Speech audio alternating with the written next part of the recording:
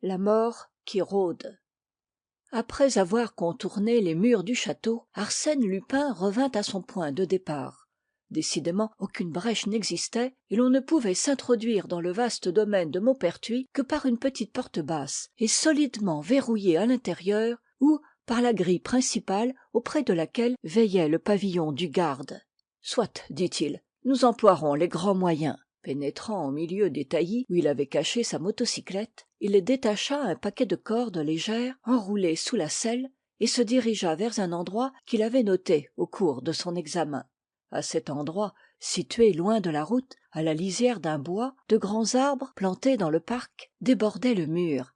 Lupin fixa une pierre à l'extrémité de la corde et, l'ayant lancée, attrapa une grosse branche qu'il lui suffit dès lors d'attirer à lui et d'enjamber. La branche, en se redressant, le souleva de terre. Il franchit le mur, glissa le long de l'arbre et sauta doucement sur l'herbe du parc. C'était l'hiver. Entre les rameaux dépouillés, par-dessus le vallonnement des pelouses, il aperçut au loin le petit château de Maupertuis. Craignant d'être vu, il se dissimula derrière un groupe de sapins. Là, à l'aide d'une lorgnette, il étudia la façade mélancolique et sombre du château. Toutes les fenêtres étaient closes et comme défendues par des volets hermétiques. On eût dit un logis inhabité. « Pristi !» murmura Lupin. « Pas gai le manoir. Ce n'est pas ici que je finirai mes jours. » Mais, comme 3 heures sonnaient à l'horloge, une des portes du rez-de-chaussée s'ouvrit sur la terrasse et une silhouette de femme, très mince, enveloppée dans un manteau noir, apparut. La femme se promena de long en large durant quelques minutes, entourée aussitôt d'oiseaux auxquels elle jetait des miettes de pain. Puis elle descendit les marches de pierre qui conduisaient à la pelouse centrale et elle la longea en prenant l'allée de droite. Avec sa lorgnette, Lupin la voyait distinctement venir de son côté. Elle était grande, blonde, d'une tournure gracieuse, l'air d'une toute jeune fille. Elle avançait d'un pas allègre, regardant le pâle soleil de décembre et s'amusant à briser les petites branches mortes aux arbustes du chemin. Elle était arrivée à peu près aux 2/3 de la distance qui la séparait de Lupin quand des aboiements furieux éclatèrent et un chien énorme, un danois de taille colossale, surgit d'une cabane voisine et se dressa au bout de la chaîne qui le retenait. La jeune fille s'écarta un peu et passa, sans prêter plus d'attention à un incident qui devait se reproduire chaque jour. Le chien redoubla de colère, debout sur ses pattes et tirant sur son collier au risque de s'étrangler. 30 ou 40 pas plus loin, impatientée sans doute, elle se retourna et fit un geste de la main. Le Danois eut un sursaut de rage, recula jusqu'au fond de sa niche et bondit de nouveau, irrésistible. La jeune fille poussa un cri de terreur folle. Le chien franchissait l'espace en traînant derrière lui sa chaîne brisée. Elle se mit à courir de toutes ses forces, et elle appelait au secours désespérément. Mais, en quelques sauts, le chien la rejoignait. Elle tomba tout de suite épuisée, perdue. La bête était déjà sur elle, la touchait presque. À ce moment précis, il y eut une détonation. Le chien fit une cabriole en avant, se remit d'aplomb, gratta le sol à coups de patte, puis se coucha en hurlant à diverses reprises, un hurlement rauque, essoufflé, qui s'acheva en une plainte sourde et en râles indistincts. Et ce fut tout. « Mort !» dit Lupin, qui était accouru aussitôt, prêt à décharger son revolver une seconde fois. La jeune fille s'était relevée toute pâle, chancelante encore. Elle examina très surprise cet homme qu'elle ne connaissait pas et qui venait de lui sauver la vie, et elle murmura « Merci, j'ai eu bien peur, il était temps. Je vous remercie, monsieur. » Lupin ôta son chapeau. « Permettez-moi de me présenter, mademoiselle.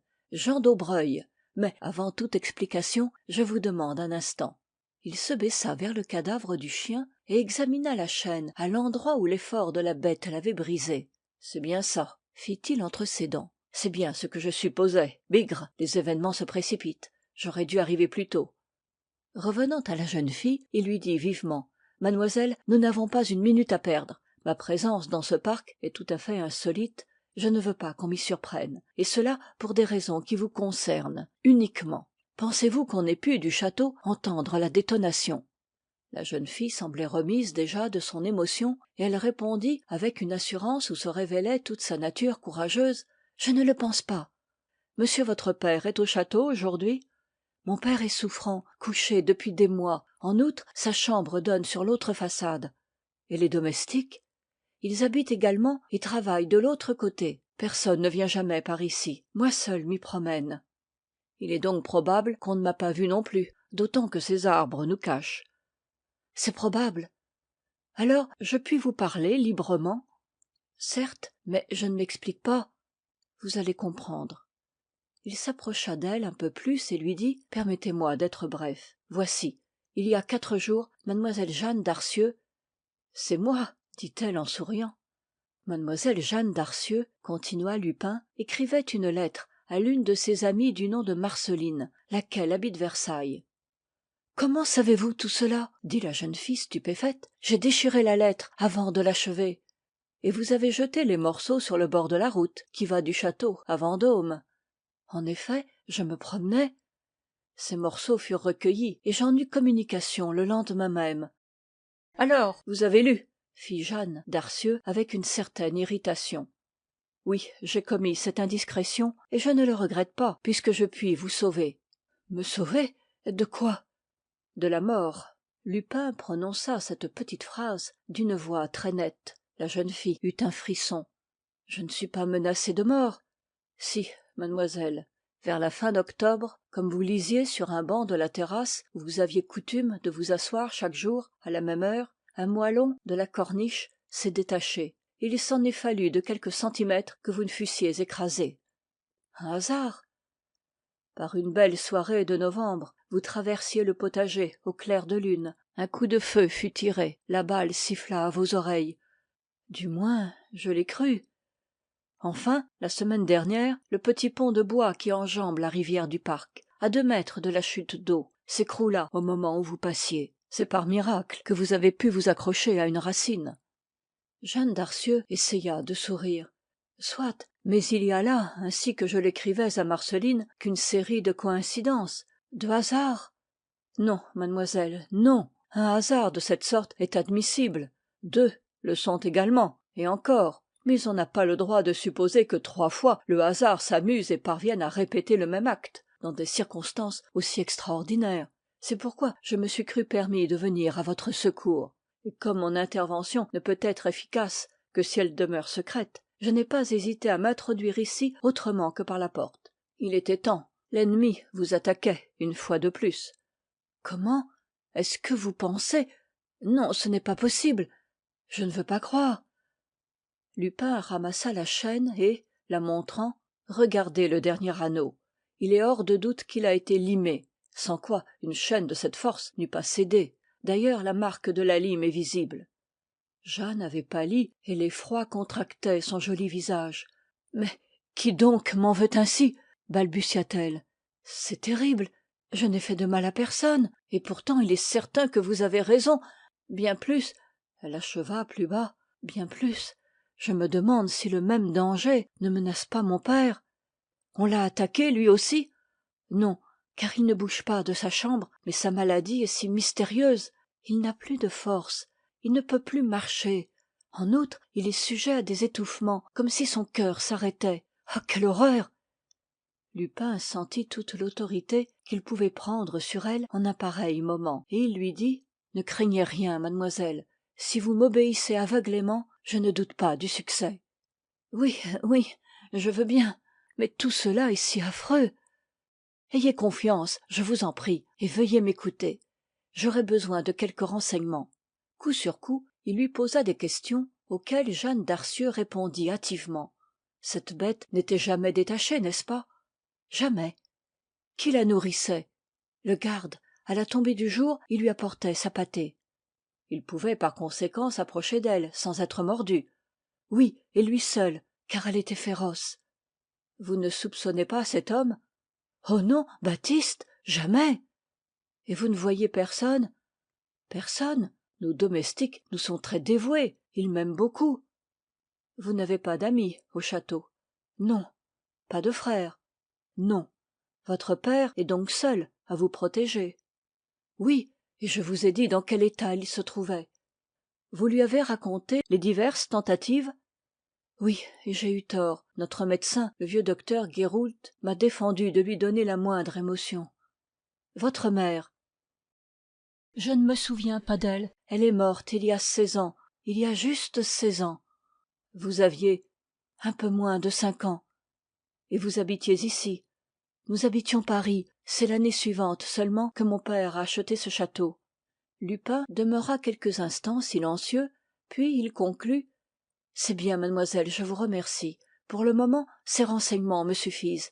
D'ailleurs, il ne serait pas prudent de rester plus longtemps ensemble. Mais, dit-elle, le garde tout à l'heure trouvera ce chien. Qui l'aura tué? Vous, mademoiselle, vous, pour vous défendre contre une attaque. Je ne porte jamais d'armes. Il faut croire que si, dit Lupin en souriant, puisque vous avez tué cette bête et que vous seul pouvez l'avoir tuée. Et puis, on croira ce qu'on voudra. L'essentiel est que moi, je ne sois pas suspecte quand je viendrai au château. Au château, vous avez l'intention? Je ne sais pas encore comment, mais je viendrai. Et dès ce soir. Ainsi donc, je vous le répète, soyez tranquille. Je réponds de tout. Jeanne le regarda et, dominée par lui, conquise par son air d'assurance et de bonne foi, elle dit simplement: je suis tranquille. Alors, tout ira pour le mieux. À ce soir, mademoiselle. À ce soir. Elle s'éloigna, et Lupin, qui la suivit des yeux jusqu'au moment où elle disparut à l'angle du château, murmura: jolie créature.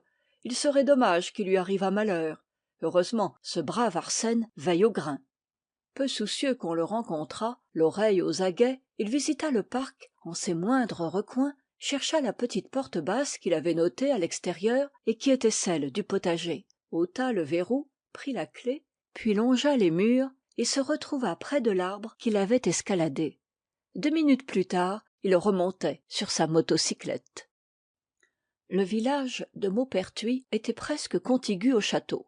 Lupin s'informa et apprit que le docteur Guéroult habitait à côté de l'église. Il sonna, fut introduit dans le cabinet de consultation et se présenta sous son nom de Paul Daubreuil, demeurant à Paris, rue de Surène, et entretenant avec le service de la sûreté des relations officieuses sur lesquelles il réclamait le secret.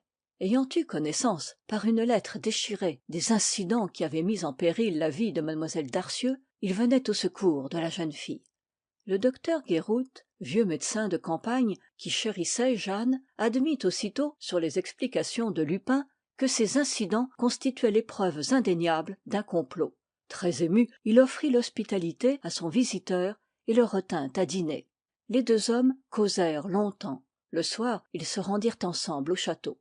Le docteur monta dans la chambre du malade qui était située au premier étage et demanda la permission d'amener un de ses jeunes confrères auquel, désireux de repos, il avait l'intention de transmettre sa clientèle à bref délai. En entrant, Lupin aperçut Jeanne Darcieux au chevet de son père. Elle réprima un geste d'étonnement, puis, sur un signe du docteur, sortit. La consultation eut alors lieu en présence de Lupin. M. Darcieux avait une figure amaigrie par la souffrance et des yeux brûlés de fièvre. Ce jour-là, il se plaignit surtout de son cœur. Après l'auscultation, il interrogea le médecin avec une anxiété visible, et chaque réponse semblait un soulagement pour lui. Il parla aussi de Jeanne, persuadé qu'on le trompait et que sa fille avait échappé à d'autres accidents. Malgré les dénégations du docteur, il était inquiet. Il aurait voulu que la police fût avertie et qu'on fît des enquêtes. Mais son agitation l'épuisa et il s'assoupit peu à peu. Dans le couloir, Lupin arrêta le docteur. « Voyons, docteur, votre opinion exacte. Pensez-vous que la maladie de M. Darcieux puisse être attribuée à une cause étrangère? » « Comment cela? » « Oui, supposons qu'un même ennemi ait intérêt à faire disparaître le père et la fille. » Le docteur Guéroult sembla frappé de l'hypothèse. En effet, cette maladie affecte parfois un caractère si anormal. Ainsi, la paralysie des jambes, qui est presque complète, devrait avoir pour corollaire... Le docteur réfléchit un instant, puis il prononça, à voix basse: « Le poison, alors? Mais quel poison? Et d'ailleurs, je ne vois aucun symptôme d'intoxication. Il faudrait supposer... Mais que faites-vous? Qu'y a-t-il » Les deux hommes causaient alors devant une petite salle du premier étage, où Jeanne, profitant de la présence du docteur chez son père, avait commencé son repas du soir. Lupin, qui la regardait par la porte ouverte, la vit porter à ses lèvres une tasse dont elle but quelques gorgées. Soudain il se précipita sur elle et lui saisit le bras. Qu'est-ce que vous buvez là? Mais, dit-elle, interloquée, une infusion, du thé. Vous avez fait une grimace de dégoût. Pourquoi? Je ne sais pas. Il m'a semblé. Il vous a semblé qu'il y avait une sorte d'amertume, mais cela provient sans doute du médicament que j'y ai mêlé. Quel médicament? Des gouttes que je prends à chaque dîner, selon votre ordonnance, n'est-ce pas, docteur? Oui, déclara le docteur Guéroult, mais ce médicament n'a aucun goût. Vous le savez bien, Jeanne, puisque vous en usez depuis 15 jours, et que c'est la première fois. En effet, murmura la jeune fille, et celui-là a un goût. Ah, tenez, j'en ai encore la bouche qui me brûle. À son tour, le docteur Guéroult avala une gorgée de la tasse. Ah, pouah! S'écria-t-il en recrachant. L'erreur n'est pas possible. De son côté, Lupin examinait le flacon qui contenait le médicament. Il demanda: dans la journée, où range-t-on ce flacon? Mais Jeanne ne put répondre. Elle avait porté la main à sa poitrine, et, le visage blême, les yeux convulsés, elle paraissait souffrir infiniment. Ça me fait mal! Ça me fait mal! Bégaya-t-elle. Les deux hommes la portèrent vivement dans sa chambre et l'étendirent sur le lit. Il faudrait un vomitif, dit Lupin. Ouvrez l'armoire, ordonna le docteur. Il y a une trousse de pharmacie. Vous l'avez? Sortez un des petits tubes. Oui, celui-là. Et de l'eau chaude maintenant. Vous en trouverez sur le plateau de la théière. Appelée par un coup de sonnette, la bonne, qui était plus spécialement au service de Jeanne, accourut. Lupin lui expliqua que mademoiselle Darcieux était prise d'un malaise inexplicable. Il revint ensuite à la petite salle à manger, visita le buffet et les placards, descendit à la cuisine où il prétexta que le docteur l'avait dépêché pour étudier l'alimentation de m Darcieux. Sans en avoir l'air, il fit causer la cuisinière, le domestique et le garde Baptiste, lequel mangeait au château. En remontant, il trouva le docteur. Eh bien, elle dort. Aucun danger? Non, heureusement elle n'avait bu que 2 ou 3 gorgées. Mais c'est la seconde fois aujourd'hui que vous lui sauvez la vie. L'analyse de ce flacon nous en donnera la preuve. Analyse inutile, docteur. La tentative d'empoisonnement est certaine. Mais qui? Je ne sais pas. Mais le démon qui machine tout cela connaît évidemment les habitudes du château. Il va et vient à sa guise, se promène dans le parc, lime la chaîne du chien, mêle du poison aux aliments. Bref, se remue et agit comme s'il vivait de la vie même de celle, ou plutôt de ceux, qu'il veut supprimer. Ah, vous pensez décidément que le même péril menace m Darcieux? Sans doute. Un des domestiques, alors? Mais c'est inadmissible. Est-ce que vous croyez? Je ne crois rien, je ne sais rien. Tout ce que je puis dire, c'est que la situation est tragique et qu'il faut redouter les pires événements. La mort est ici, docteur. Elle rôde dans ce château, et avant peu, elle atteindra ceux qu'elle poursuit. Que faire? Veillez, docteur. Prétextons que la santé de m Darcieux nous inquiète, et couchons dans cette petite salle. Les 2 chambres du père et de la fille sont proches. En cas d'alerte, nous sommes sûrs de tout entendre. Ils avaient un fauteuil à leur disposition. Il fut convenu qu'ils y dormiraient à tour de rôle. En réalité, Lupin ne dormit que 2 ou 3 heures. Au milieu de la nuit, sans prévenir son compagnon, il quitta la chambre, fit une ronde minutieuse dans le château et sortit par la grille principale. Vers 9 heures, il arrivait à Paris avec sa motocyclette. 2 de ses amis, auxquels il avait téléphoné en cours de route, l'attendaient. Tous 3, chacun de son côté, passèrent la journée à faire les recherches que Lupin avait méditées. À 6 heures, il repartit précipitamment, et jamais peut-être ainsi qu'il me le raconta par la suite. Il ne risqua sa vie avec plus de témérité qu'en effectuant ce retour à une vitesse folle, un soir brumeux de décembre où la lumière de son phare trouait à peine les ténèbres.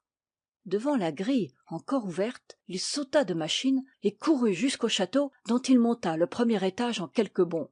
Dans la petite salle, personne. Sans hésiter, sans frapper, il entra dans la chambre de Jeanne.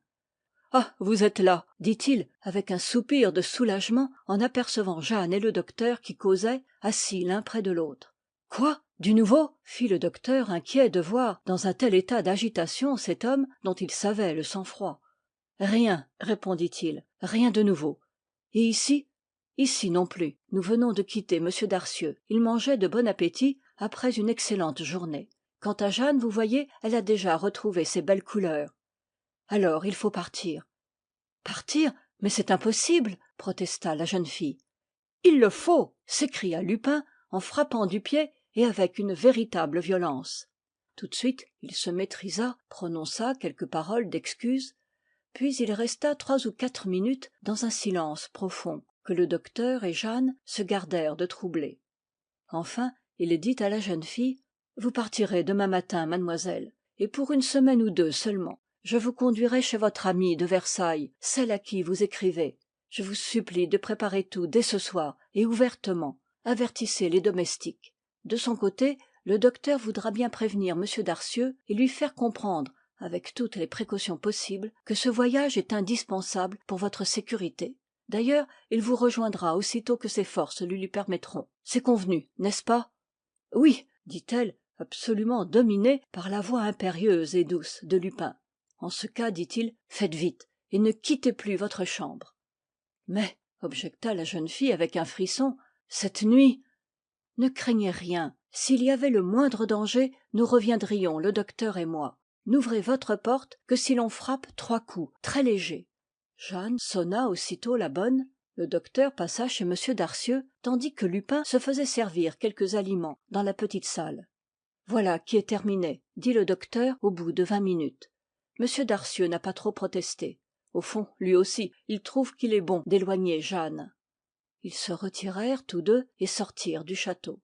Près de la grille, Lupin appela le garde. Vous pouvez fermer, mon ami. Si m Darcieux avait besoin de nous, qu'on vienne nous chercher aussitôt. 10 heures sonnaient à l'église de Maupertuis. Des nuages noirs, entre lesquels la lune se glissait par moments, pesaient sur la campagne. Les 2 hommes firent une centaine de pas. Ils approchaient du village quand Lupin empoigna le bras de son compagnon. Halte! Qu'y a-t-il donc? S'écria le docteur. Il y a, prononça Lupin d'un ton saccadé, que, si mes calculs sont justes, si je ne me blouse pas du tout au tout dans cette affaire, il y a que cette nuit, mademoiselle Darcieux sera assassinée. Hein? Que dites-vous? Balbutia le docteur épouvanté. Mais alors, pourquoi sommes-nous partis?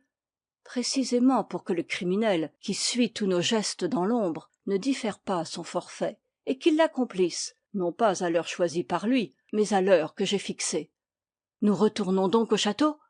Certes, mais chacun de notre côté. Tout de suite, en ce cas.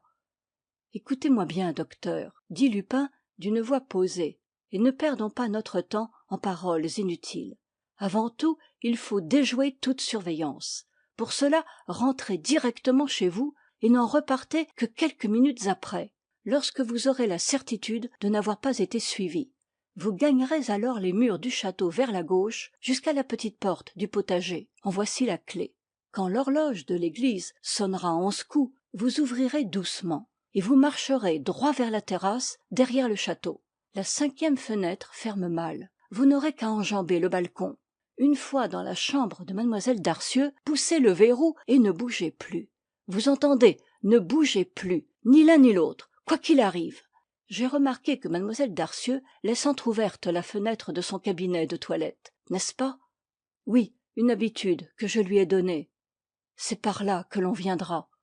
Mais vous, c'est aussi par là que je viendrai. Et vous savez qui est ce misérable? Lupin hésita, puis répondit: non, je ne sais pas. Et justement comme cela nous le saurons. Mais je vous en conjure, du sang-froid, pas un mot, pas un geste, quoi qu'il arrive.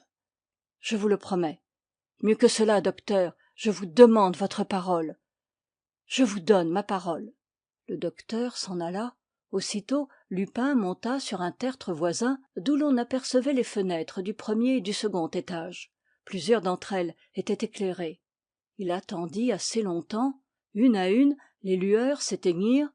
Alors, prenant une direction opposée à celle du docteur, il bifurqua sur la droite et longea le mur jusqu'au groupe d'arbres près duquel il avait caché sa motocyclette la veille. 11 heures sonnèrent. Il calcula le temps que le docteur pouvait mettre à traverser le potager et à s'introduire dans le château. Hédin, murmura-t-il, de ce côté-là, tout est en règle. À la rescousse, Lupin, l'ennemi ne va pas tarder à jouer son dernier atout, et fichtre, il faut que je sois là. Il exécuta la même manœuvre que la première fois, attira la branche et se hissa sur le bord du mur d'où il put gagner les plus gros rameaux de l'arbre. À ce moment, il dressa l'oreille il lui semblait entendre un frémissement de feuilles mortes, et de fait il discerna une ombre qui remuait au-dessous de lui et 30 mètres plus loin. Crebleu, se dit-il, je suis fichu, la canaille a flairé le coup. Un rayon de lune passa, distinctement Lupin vit que l'homme épaulait. Il voulut sauter à terre et se retourna, mais il sentit un choc à la poitrine, perçut le bruit d'une détonation, poussa un juron de colère et dégringola de branche en branche comme un cadavre. Cependant le docteur Guéroult, suivant les prescriptions d'Arsène Lupin, avait escaladé le rebord de la 5e fenêtre et s'était dirigé à tâtons vers le premier étage. Arrivé devant la chambre de Jeanne, il frappa 3 coups légers, fut introduit et poussa aussitôt le verrou. « Étends-toi sur ton lit, » dit-il tout bas à la jeune fille qui avait gardé ses vêtements du soir. « Il faut que tu paraisses couchée. Brrr, il ne fait pas chaud ici. La fenêtre de ton cabinet de toilette est ouverte ? Oui. Voulez-vous que... Non, laisse-la, on va venir. » « On va venir ?» bredouilla Jeanne effarée. « Oui, sans aucun doute. »« Mais qui est-ce que vous soupçonnez ?»« Je ne sais pas. Je suppose que quelqu'un est caché dans le château ou dans le parc. »« Oh, j'ai peur !»« N'aie pas peur. Le gaillard qui te protège semble rudement fort et ne joue qu'à coup sûr. Il doit être à l'affût quelque part dans la cour. » Le docteur éteignit la veilleuse et s'approcha de la croisée, dont il souleva le rideau. Une corniche étroite, qui courait le long du premier étage, ne lui permettant de voir qu'une partie éloignée de la cour, il revint s'installer auprès du lit. Il s'écoula des minutes très pénibles, et qui leur parurent infiniment longues. L'horloge sonnait au village, mais, absorbés par tous les petits bruits nocturnes, c'est à peine s'ils en percevaient le tintement. Ils écoutaient de tous leurs nerfs exaspérés. « Tu as entendu ?» souffla le docteur. « Oui, oui, » dit Jeanne qui s'était assise sur son lit. « Couche-toi, couche-toi, » reprit-il au bout d'un instant. « On vient. » Un petit claquement s'était produit dehors contre la corniche. Puis il y eut une suite de bruits indiscrets dont ils n'auraient su préciser la nature, mais ils avaient l'impression que la fenêtre voisine s'ouvrait davantage, car des bouffées d'air froid les enveloppaient. Soudain, ce fut très net. Il y avait quelqu'un à côté. Le docteur, dont la main tremblait un peu, saisit son revolver. Il ne bougea pas néanmoins, se rappelant l'ordre formel qui lui avait été donné, et redoutant de prendre une décision contraire. L'obscurité était absolue dans la chambre. Il ne pouvait donc voir où se trouvait l'ennemi, mais il devinait sa présence. Il suivait ses gestes invisibles, sa marche assourdie par le tapis, et il ne doutait point qu'il n'eût franchi le seuil de la chambre. Et l'ennemi s'arrêta. Cela, ils en furent certains. Il était debout, à 5 pas du lit, immobile, indécis peut-être, cherchant à percer l'ombre de son regard aigu. Dans la main du docteur, la main de Jeanne frissonnait, glacée et couverte de sueur. De son autre main, le docteur serrait violemment son arme, le doigt sur la détente. Malgré sa parole, il n'hésitait pas. Que l'ennemi touchât l'extrémité du lit, le coup partait, jeté au hasard. L'ennemi fit un pas encore, puis s'arrêta de nouveau. Et c'était effrayant, ce silence, cette impassibilité, ces ténèbres où des êtres s'épiaient éperdument. Qui donc surgissait ainsi dans la nuit profonde? Qui était cet homme? Quelle haine horrible le poussait contre la jeune fille, et quelle œuvre abominable poursuivait-il? Si terrifiés qu'ils fussent, Jeanne et le docteur ne pensaient qu'à cela, voir, connaître la vérité, contempler le masque de l'ennemi. Il fit un pas encore et ne bougea plus. Il leur semblait que sa silhouette se détachait, plus noire sur l'espace noir, et que son bras se levait peu à peu. Une minute passa, et puis une autre, et tout à coup, plus loin que l'homme, vers la droite, un bruit sec, une lumière jaillit, ardente, fut projetée contre l'homme, l'éclaira en pleine face, brutalement. Jeanne poussa un cri d'épouvante. Elle avait vu, dressé au-dessus d'elle, un poignard à la main, elle avait vu son père. En même temps presque, et, comme la lumière était éteinte, une détonation. Le docteur avait tiré. « Crebleu, ne tirez donc pas !» hurla Lupin. À bras-le-corps, il empoigna le docteur qui suffoquait. « Vous avez vu? Vous avez vu? Écoutez, il s'enfuit !»« Laissez-le s'enfuir, c'est ce qu'il y a de mieux. » Lupin fit jouer de nouveau le ressort de sa lanterne électrique, courut dans le cabinet de toilette, constata que l'homme avait disparu et, revenant tranquillement vers la table, alluma la lampe. Jeanne était couchée sur son lit, blême, évanouie. Le docteur, accroupi dans un fauteuil, émettait des sons inarticulés. « Voyons, dit Lupin en riant, reprenez-vous. Il n'y a pas à se frapper, puisque c'est fini. Son père, gémissait le vieux médecin. Je vous en prie, docteur, mademoiselle Darcieux est malade, soignez-la. Sans plus s'expliquer, Lupin regagna le cabinet de toilette et passa sur la corniche. Une échelle s'y trouvait appuyée. Il descendit rapidement. En longeant le mur, 20 pas plus loin, il se heurta au barreau d'une échelle de corde à laquelle il grimpa et qui le conduisit dans la chambre de m Darcieux. Cette chambre était vide. Parfait, se dit-il. Le client a jugé la situation mauvaise et il a décampé. Bon voyage. Et sans doute la porte est-elle barricadée. Justement. C'est ainsi que notre malade, roulant ce brave docteur, se relevait la nuit en toute sécurité, fixait au balcon son échelle de corde et préparait ses petits coups. Pas si bête, le Darcieux. Il ôta les verrous et revint à la chambre de Jeanne. Le docteur qui en sortait l'entraîna vers la petite salle. Elle dort, ne la dérangeons pas. La secousse a été rude et il lui faudra du temps pour se remettre. Lupin prit une carafe et but un verre d'eau. Puis il s'assit et, paisiblement, « Bah, demain, il n'y paraîtra plus. »« Que dites-vous ? Je dis que demain, il n'y paraîtra plus. »« Et pourquoi ?»« D'abord, parce qu'il ne m'a pas semblé que mlle Darcieux éprouvât pour son père une affection très grande. »« Qu'importe, pensez à cela. Un père qui veut tuer sa fille. Un père qui, pendant des mois, recommence 4, 5, 6 fois sa tentative monstrueuse. Voyons, n'y a-t-il pas là de quoi flétrir à jamais une âme moins sensible que celle de Jeanne? Quel souvenir odieux! Elle oubliera. On n'oublie pas cela. Elle oubliera, docteur, et pour une raison très simple. Mais parlez donc. Elle n'est pas la fille de m Darcieux. Hein? Je vous répète qu'elle n'est pas la fille de ce misérable. Que dites-vous, monsieur Darcieux? Monsieur Darcieux n'est que son beau-père. Elle venait de naître quand son père, son vrai père, est mort. La mère de Jeanne épousa alors un cousin de son mari qui portait le même nom que lui, et elle mourut l'année même de ses secondes noces. Elle laissait Jeanne aux soins de m Darcieux.